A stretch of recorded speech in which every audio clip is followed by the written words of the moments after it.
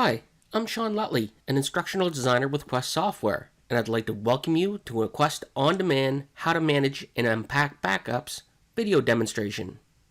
After you log into On-Demand, you will land on your dashboard. From here, you have some high-level data for all your purchased services. I'm going to pop over to the On-Demand Recovery dashboard.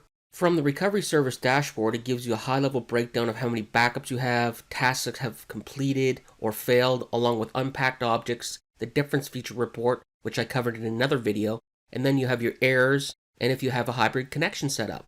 Then at the top you can manage your backups, create backups, unpack backups, and configure a hybrid connection, which is also covered in another video.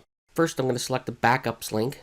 Here you have a detailed list of all your backups, when they were taken, and a breakdown of what type of object, service principles, and other details for each backup. From here you can select a backup and select the unpack link to start the unpacking process. Let's go back to the dashboard and manage backups.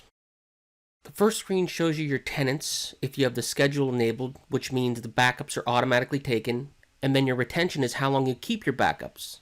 And then you have the advanced data enabled if consent was granted. Just click on the tenant name to change these settings.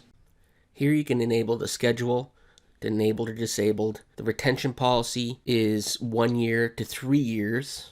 If you want to back up your MFA settings, conditional access policies, and data related to inactive mailboxes, you need to check off that box.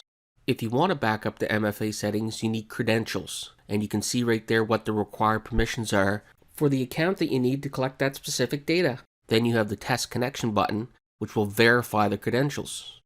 The next thing we're going to do is we're going to unpack backups. We need to unpack them because they're compressed.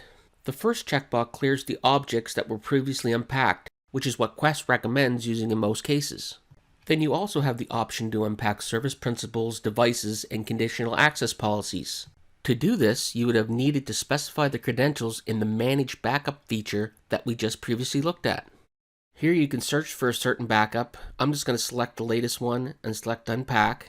Then at the top you can click on the green View Details box, or I'm just going to click on the task link to see its progress. Here it gives you the name of the operation, status, and under the operations section it shows you what steps it's performing during the process. After roughly 30 seconds the backup was unpacked, and you can see the status says completed. Under the Unpacked Objects link you can perform a restore of one or multiple objects just by selecting them. It will restore them all in one task.